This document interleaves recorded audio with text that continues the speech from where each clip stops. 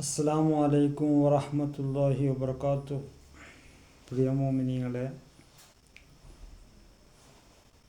പിന്നെ എല്ലാവർക്കും സുഖമാണെന്ന് വിചാരിക്കുന്നു. അൽഹംദുലില്ലാ.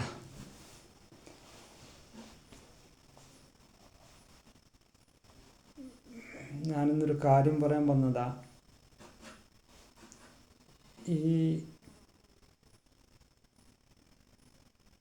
എൻ്റെ അടുത്ത് കുറച്ച് കുട്ടികളൊക്കെ ഈ മന്ത്രിക്കാൻ കൊണ്ടുവരലുണ്ട്. മന്ത്രിക്കാൻ ഇങ്ങനെ ഉസ്താദാണെന്ന നിലയ്ക്ക് പള്ളികളിലൊക്കെ കൊണ്ടുവന്ന് കാണാം. നമ്മളെ നാട്ടിലൊക്കെ കാണാം. എല്ലാ പള്ളികളിലൊക്കെ ഉസ്താദന്മാരെ കൊണ്ട് മന്ത്രിപ്പിക്കാൻ കുട്ടികളെ കൊണ്ടുപോകും. കുറേ ഒന്ന് പറയുന്നത് കേൾക്കും. കുട്ടികളിപ്പോൾ ഈ ചെറിയ കുട്ടികൾ 6 മാസം 3 മാസം 2 മാസം കുട്ടികൾക്ക്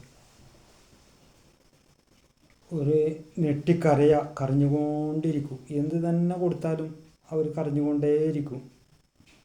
അതിന് വേണ്ടിയിട്ട് കുറേ മാതാപിതാക്കൾ കഷ്ടപ്പെടുന്നുണ്ട്. പ്രത്യേകിച്ച് ഉമ്മമാർ ഒരുപാട് കഷ്ടപ്പെടുന്നുണ്ട്. അവർ ഒന്നും ഉറങ്ങാൻ കഴിയുന്നില്ല. കുറച്ചങ്ങോട്ട് ചരിഞ്ഞ് കിടക്കുമ്പോഴത്തേന് അവർക്ക് കുട്ടി ഉണർന്ന് നെട്ടിക്കരയുക, പെട്ടെന്ന് എണീച്ച് കരയുക. പിന്നെ ബസ്സിലൊക്കെ യാത്ര ചെയ്യുമ്പോൾ നിർത്താതെ കരയുക. ഇങ്ങനെ കുട്ടികൾ എപ്പോഴും കരഞ്ഞുകൊണ്ടിരിക്കുന്ന ഒരു കുട്ടികളെ നമുക്ക് കാണാൻ കഴിയും. ഇതിനൊക്കെ റസൂൽ സല്ലല്ലാഹു അലൈഹി വസല്ലമ ഹദീസുകളിൽ പലതും പറഞ്ഞിട്ടുണ്ട്. സിബിയാൻ ബാധിച്ച കുട്ടികൾ എന്നൊക്കെ പറയും. സിബിയാൻ ബാധിക്കുക, പിശാചികമായിട്ടും പൈശാചികമായിട്ടും കുട്ടികളൊക്കെ ബാധിക്കുന്ന പല കാര്യങ്ങളുണ്ട്. ചില കുട്ടികളുണ്ട്, അവർക്ക് ഒരു പ്രശ്നമില്ല. ഏത് ബസ്സിൽ പോയാലും ട്രെയിനിൽ പോയാലും വണ്ടിയിൽ പോയാലും വീട്ടിലിരുന്നാലും അവരങ്ങനെ കരയൊന്നുമില്ല. അങ്ങനെ കളിച്ചുകൊണ്ടേയിരിക്കും, ചിരിച്ചുകൊണ്ടും കളിച്ചുകൊണ്ടൊക്കെ ഇരിക്കും. ചെറിയ കുട്ടികൾ, അതേ കുട്ടികൾ തന്നെ, അതേ ഭക്ഷണം കഴിക്കുന്ന കുട്ടികൾ, അതേ കുട്ടികൾ തന്നെ പോലത്തെ മറ്റുള്ള കുട്ടികൾ നല്ല രീതിയിൽ പോകുന്നതായിട്ട് നമുക്ക് കാണാൻ കഴിയും. ചുരുക്കി പറഞ്ഞാൽ ഈ കുട്ടികളെ കൊണ്ട് ശല്യപ്പെടുന്ന കുറേ ഉമ്മമാരുണ്ട്. കുട്ടികൾ ശല്യം എന്നല്ല പറയുന്നത്. കുട്ടികളെല്ലാവർക്കും അള്ളാഹു നൽകിയ ഒരു റഹ്മത്താണ്. അള്ളാഹു നമ്മളെ കുട്ടികൾക്കൊക്കെ ദീർഘായുസ്സും ആഫിയത്തും ആരോഗ്യവും പ്രദാനം ചെയ്യുമാറാവട്ടെ. എല്ലാ കുട്ടികളും രോഗങ്ങൾ അള്ളാഹു ശിഫയാക്കി കൊടുക്കട്ടെ. കുട്ടികൾ നല്ലതാണ്, കുട്ടികളുടെ നല്ല ബർക്കത്താണ്. ആ വീടൊക്കെ എത്രയോ ഒരു രസകരമാണ്. ചിരിച്ചിട്ടും കളിച്ചുകൊണ്ടും കരഞ്ഞുകൊണ്ടും ഒക്കെ ഇരിക്കും. എന്നാലും കുട്ടികൾ അമിതമായ കരച്ചിൽ, ഇത് ഉണ്ടാകാനുള്ള ഒന്നാമത്തെ കാരണം ഈ സ്ത്രീകളുണ്ടല്ലോ. സ്ത്രീകളെ കുറ്റം പറയുന്നതല്ല, ആരും അങ്ങനെ വിചാരിക്കരുത്. ചില ഉമ്മമാർക്ക് കിടക്കുന്ന സ്ഥലത്ത് നിന്ന് എഴുന്നേക്കാൻ കുറച്ച് മടി.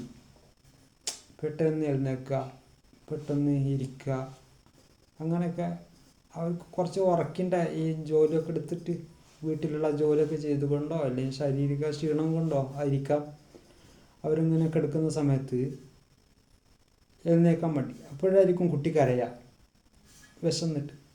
അപ്പോൾ ഈ കുട്ടിക്ക് പാൽ കൊടുക്കാൻ വേണ്ടി അവരെ നെഞ്ഞിനോട് അടുത്ത് പിടിക്കുമ്പോൾ ആ കിടന്നോടത്ത് തന്നെ കൊടുത്തിട്ട് ഈ കുട്ടിക്ക് പാൽ കൊടുക്കും. കുട്ടി ചരിഞ്ഞിട്ടാണ്, ഉമ്മയും ചരിഞ്ഞിട്ടാണ്.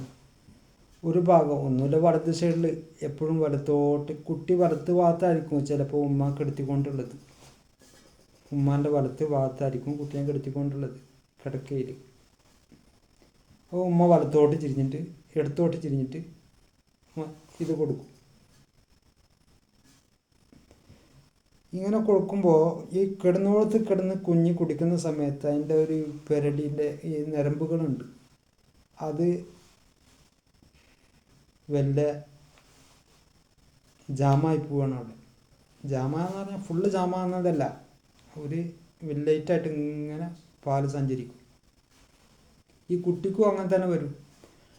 കുഞ്ഞിക്ക് കുറച്ച് ഈ പാലിങ്ങനെ കിട്ടിക്കഴിഞ്ഞാൽ കുഞ്ഞ് അവിടേക്ക് ഉറങ്ങിപ്പോവും. ഉമ്മ അങ്ങോട്ട് ചരിഞ്ഞിട്ട് ഉറങ്ങുകയും ചെയ്യും. ഇപ്പോൾ ഇവിടെ എന്താ സംഭവിച്ചേ? കുഞ്ഞിൻ്റെ വായിലേക്ക് ഒരു മധുരം സ്പർശിക്കുകയും കുഞ്ഞ് ഉറങ്ങിപ്പോവുകയും ചെയ്യും. ഉമ്മാൻ്റെ ക്ഷീണം കൊണ്ട് ഉമ്മ അങ്ങോട്ട് ചരിയുകയും കഴിയും. ഇങ്ങനെ വീണ്ടും ഒരു 10 മിനിറ്റ് കഴിഞ്ഞാൽ കുട്ടി കരയുന്നു, ഉമ്മ ഇതേപോലെ ആവർത്തിക്കുന്നു. ഇങ്ങനെ 2-3 പ്രാവശ്യം 4 പ്രാവശ്യം ആവർത്തിക്കുമ്പോൾ ഈ കുട്ടിക്ക് ഇവിടെ ഒരു മെഷീനുണ്ട്. നമുക്ക് എല്ലാവർക്കും ഉണ്ടാവും. ഈ എന്തെങ്കിലും ഭക്ഷണം ചവക്കുമ്പോൾ ഈ രണ്ട് ഭാഗം താരാപൂന്ത ഇങ്ങനെ ഉണ്ടാവും.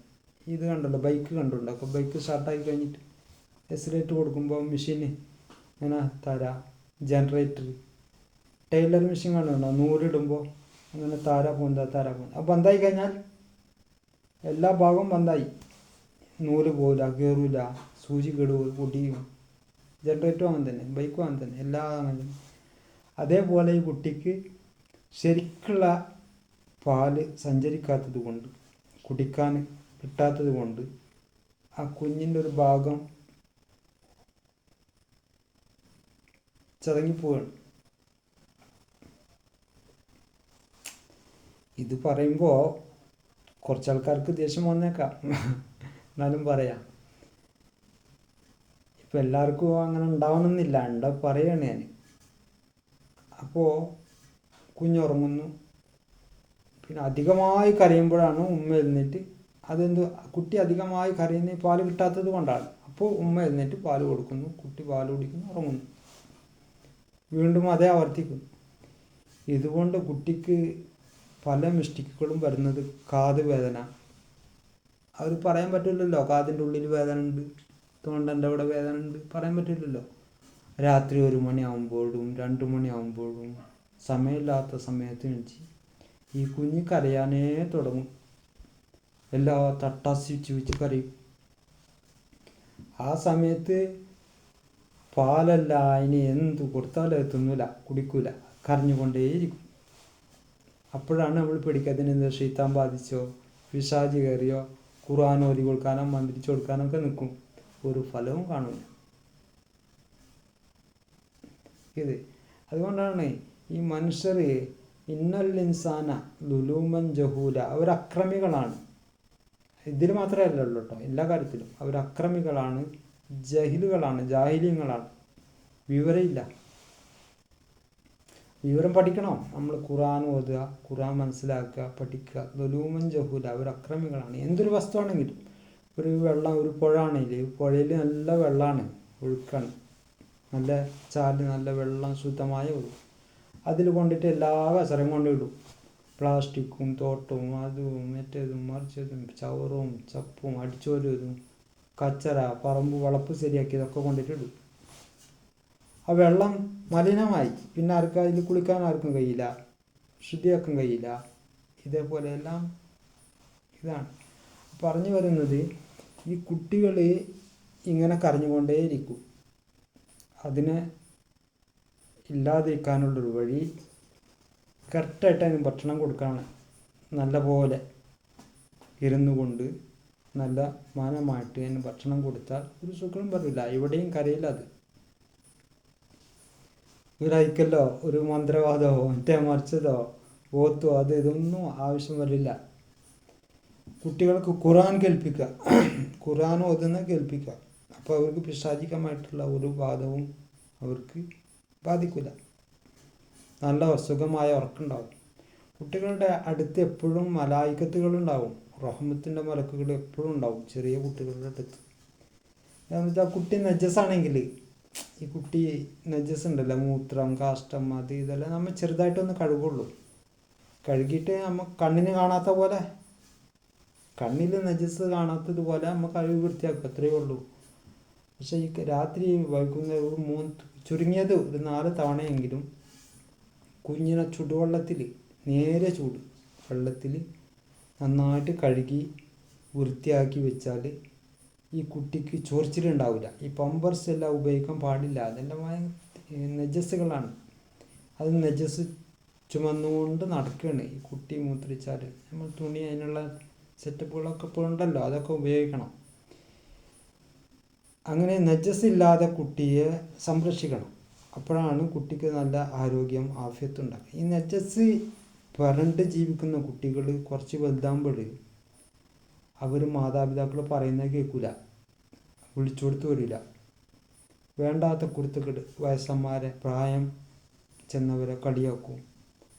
റോട്ടിലിറങ്ങുന്ന പണ്ഡിതന്മാരെ, ഉസ്താദന്മാർക്ക് ചീത്ത പറയും. മുതിർന്നവരെ അവർ എന്ത് വായത്, എന്ത് പ്രസംഗം, വേറെ പണിയില്ല. അവർ മൊബൈൽ കളിച്ചുകൊണ്ടേയിരിക്കും. ഇങ്ങനെ ശിഷ്ടമായിട്ട് ഒരു ജീവിതം ഇല്ലാത്തത് കൊണ്ടാണ് അവരങ്ങനെ ചെയ്യുന്നത്. അങ്ങനെ ചെയ്യാൻ പാടില്ല. നാം ശിഷ്ടമായിട്ട് ജീവിക്കുന്ന ഒരാൾക്കും ഒരു കേടും വരില്ല. നമ്മളെ ഒരു സ്വർണം മേടിച്ചാൽ ആ സ്വർണ്ണം വെക്കേണ്ട സ്ഥലത്ത് വെച്ച് കഴിഞ്ഞാൽ അതുപോലെ പൊന്നു പോലെ നോക്കിയാൽ പൊന്നു പോലെ ഉണ്ടാവും. നേരെ മറിച്ച് പൊന്നിനെ ഏതെങ്കിലും മേശൻ്റെ പുറത്തോ അല്ലെങ്കിൽ പോകുന്ന വഴിയിലോ അല്ലെങ്കിൽ ഇരിക്കുന്ന കസാലയിലൊക്കെ ഇട്ട് കഴിഞ്ഞാൽ അറിയാതെ അതിൻ്റെ മേലെ ഇരുന്ന് ചതഞ്ഞു പോകും. ചതങ്ങിയാൽ പിന്നെ അത് ഉപയോഗിക്കാൻ പറ്റിയ പൊന്നല്ല. പൊന്നാണ്, പക്ഷെ അത് ഉപയോഗിക്കാൻ പറ്റിയ പൊന്നല്ല. അതുകൊണ്ടൊരു ഉപകാരം ഉണ്ടാവില്ല. അതുപോലെ നമുക്കെല്ലാവർക്കും മക്കളാണ്. എല്ലാതും നമ്മളെ മക്കൾ തന്നെയാണ്. പക്ഷെ അത് സോലിഹായ മക്കളാവില്ല. മക്കൾ സോലിഹാണല്ലോ. സോലിയാവണമെങ്കിൽ നമ്മൾ സോലിയായിട്ട് പോറ്റണം. അവരെ നജസ്സില്ലാതെ മലായിക്കുകൾ എപ്പോഴും സ്പർശിക്കുന്നത് പോലെ, മലായിക്കൾ അവരുടെ അടുത്ത് വന്നു പോകുന്നത് പോലെ നജസ്സില്ലാതെ എല്ലാവരും ശുദ്ധിയാക്കപ്പോൾ ഞാൻ പറയുന്നത് നജസ് പറ്റിക്കുന്ന ആൾക്കാരും ഉണ്ടാവില്ല. അതുകൊണ്ട് ഞാൻ പറയാണ്, ചെറിയ നജസ് പോലും കുട്ടികളുടെ അടുത്തുണ്ടാവാൻ പാടില്ല. അത് ശുദ്ധീകരിക്കണം. അതുകൊണ്ട് പല ആഫത്തുകൾ വരും. അതാണ് ഈ കുട്ടികൾ കരയുന്നത്, ഇങ്ങനെ ടസ്റ്റ് കരയുന്നതിൻ്റെ. അപ്പോൾ നിങ്ങൾ മനസ്സിലാക്കിക്കൊള്ളണം കുട്ടി നജസ്സിൽ പെട്ടിട്ടുണ്ട് എന്ന്. നിങ്ങൾ വൃത്തിയായിക്കൊള്ളണം. വേണമെങ്കിൽ നിങ്ങൾക്ക് പരീക്ഷിക്കാവുന്നതാണ്. ഞാനീ പറഞ്ഞ കാര്യം ആവുന്നതാണ്. ഞാൻ കുറേ ഇങ്ങനെ പരീക്ഷിച്ചിട്ടുണ്ട്. അതുകൊണ്ടാണ് ഞാൻ നിങ്ങളോട് ഇങ്ങനെ പറയുന്നത്. അതുകൊണ്ട് ഹബീബുല്ലാഹി സ്വല്ലല്ലാഹു അലൈഹി വസല്ലം പറഞ്ഞതുകൊണ്ട് തഹൂറു സുത്രുൽ ഈമാൻ, ശുദ്ധി ഈമാനിൻ്റെ പകുതിയാണ്. പകുതി ഭാഗം എങ്കിലും നന്നാവുമല്ലോ. കുട്ടികൾ എല്ലാം നന്നായി പോയാൽ എത്രയോ രക്ഷപ്പെട്ടു. പിന്നെ എല്ലാതും ഈ കുട്ടികൾ കരയുന്നതാവട്ടെ, വലിയവർ ചീത്ത പറയുന്നവരാകട്ടെ, ചെറിയവർ കുറ്റം പറയുന്നവരാകട്ടെ, എന്തായാലും അതൊരു മുസീബത്താണ്. നമുക്ക് വരുന്ന ഒരു മുസീബത്താണ്. ഈ മുസീബത്ത് നമ്മൾ തന്നെ ഉണ്ടാക്കി വെച്ചത്, വേറെ ആരുമില്ല. നമ്മൾ നേരെ ഉണ്ടെങ്കിൽ എല്ലാം നേരാവും. നമ്മൾ നേരെ അല്ലെങ്കിൽ നമുക്ക് കിട്ടുന്ന ഒന്നും നേരാവില്ല. ഒരു ക്ലാസ് എടുക്കാൻ പോയാൽ അറിയാതെ ക്ലാസ് കൊണ്ട് വീണ് പോകും. അതുകൊണ്ട് നമ്മൾ നേരെ ഇല്ലാത്തത് കൊണ്ടാണ്. വേണ്ട ഒരു മിക്സിയിൽ ജാറിൽ മുളകും അത് ഇതൊക്കെ വെച്ചിട്ട് അരക്കാൻ വേണ്ടിയിട്ട് മിക്സിയിൽ വെച്ചാൽ ടോപ്പൊക്കെ ഇട്ടിട്ട് സ്വിച്ച് ഇട്ട് നോക്കുമ്പോൾ അപ്പോഴാണ് വെച്ചിട്ട് സ്വിച്ച് ഓൺ ചെയ്തിട്ടാണ് വീണ്ടും എവിടേക്ക് പോകുന്നത്, ഈ അരി സ്റ്റവിൻ്റെ മേലെ വെച്ചിട്ടുള്ളത് വെന്തിട്ടുണ്ടോ എന്ന് കയ്യിലെടുത്ത് ഈ പണീൻ്റെ ഇടയിൽ ആ ഒരു പണി, രണ്ടാമത്തെ പണി, ഇത് രണ്ടും എളുപ്പമാണ് കഴിയട്ടെ എന്ന് വിചാരിച്ചിട്ട് ചെയ്യുന്ന പണിയാണ്. അപ്പോൾ അത് നിങ്ങൾ നോക്കുമ്പോഴത്തേന് അപ്പോഴത്തെ ഈ മെഷീൻ്റെ ഇതുണ്ടല്ലോ, വാഷിംഗ് മെഷീൻ, ഈ ഇതുണ്ടല്ലോ, എന്താ മിക്സി, ആ മിക്സി പെട്ടെന്നാണ്ട് വീണു പോകും. ഇതിങ്ങനെ കുറേ നേരം കറങ്ങിയിട്ട് പെട്ടെന്ന് വീണു, എല്ലാം നശിച്ചു, മുസീബത്തായി. ഇതുകൊണ്ട് എന്താണ്, നമ്മൾ ഒന്ന് നന്നാക്കാൻ പോയാൽ ശരിയായിട്ട് നന്നാക്കില്ല. അതുകൊണ്ട് മറ്റടുത്ത് വേറൊരു വസ്തുവിൽ ശരിയാക്കാൻ വേണ്ടി പോയപ്പോൾ ഈ വസ്തു നശിച്ചു പോയി. എല്ലാം അങ്ങനെ തന്നെയാണ്. ഇന്നൽ ഇൻസാന ലലൂമൻ ജഹൂല, അറിവില്ലാത്തവരാണ്. ഒരു പണി എടുക്കുമ്പോൾ വേറൊരു പണി അതിൻ്റെ കൂടെ ചെയ്യാൻ പാടില്ല. അപ്പോൾ ഉമ്മ ഉറങ്ങുന്ന സമയത്ത് കുട്ടിക്ക് മുല കൊടുക്കുക, ഉറങ്ങലും കുട്ടി പാല് കൊടുക്കലും കെടുക്കലും എല്ലാം ഒന്നായിട്ട് നടക്കുക. ഇങ്ങനെ നമ്മൾ ചെയ്തുകൂടാ. ഇത് തെറ്റാണ്. ഒന്നിനെ നശിപ്പിക്കും, വേറൊന്നിനെ നശിപ്പിക്കും. ഏതുപോലെ അരി വെന്തോ നോക്കാൻ പോകുമ്പോഴത്തേനും മിക്സി താഴെ വീണ് പൊട്ടിപ്പോയി. വെള്ളം എടുക്കാൻ പോകുമ്പോൾ ഗ്ലാസ് താഴെ വീണ് വിട്ടുപോയി. ഇതെല്ലാം വരുന്ന ഓരോ പ്രശ്നങ്ങളാണ്. ഈ പ്രശ്നങ്ങളില്ലാതിരിക്കാൻ നാം സൂക്ഷ്മതയോടെ എന്തൊരു ജോലി ചെയ്യുമ്പോഴും സൂക്ഷ്മതയോടെ അള്ളാഹുവിനോട് ഭക്തിയോട് ഏതൊരു ജോലി ചെയ്യണമെങ്കിലും, അത് നമ്മൾ എന്ത് കൂലി പണിയെടുക്കണമെങ്കിലും എന്ത് ജോലി ചെയ്യണമെങ്കിലും അള്ളാഹുവുമായിട്ടുള്ള ഒരു മുനാജാത്ത്, അള്ളാഹുവുമായിട്ടുള്ള ഒരു ബന്ധം നമ്മുടെ കൽബിലുണ്ടാവണം. എപ്പോഴും അള്ളാഹ് കാണുന്നുണ്ട്, അള്ളാഹ് അറിയുന്നുണ്ട്. ഈ ഒരു ഖുർആനിൽ പറഞ്ഞ കിറാമൻ കാത്തിബീൻ, എഴുതി വെക്കുന്നവരുണ്ട്. യഅലമൂന മാ തഫ്അലൂൻ, നിങ്ങൾ പ്രവർത്തിക്കുന്ന പ്രവർത്തനങ്ങളെ വ്യക്തമായി കാണുന്നവരുണ്ട്. മലക്കുകളൊക്കെ ഉണ്ട്. അപ്പോൾ അവരെ ശാപങ്ങൾ ഏൽക്കാതെ നാം ജീവിക്കാൻ തയ്യാറാവണം.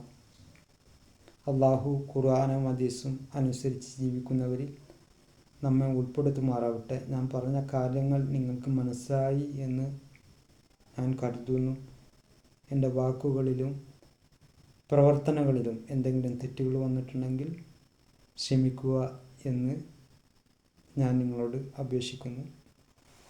എനിക്ക് വേണ്ടി നിങ്ങൾ ദുആ ചെയ്യുക എന്ന് പ്രത്യേകമായി ഞാൻ ഓർമ്മപ്പെടുത്തുന്നു. അസ്സലാമു അലൈക്കും വറഹ്മത്തുള്ളാഹി.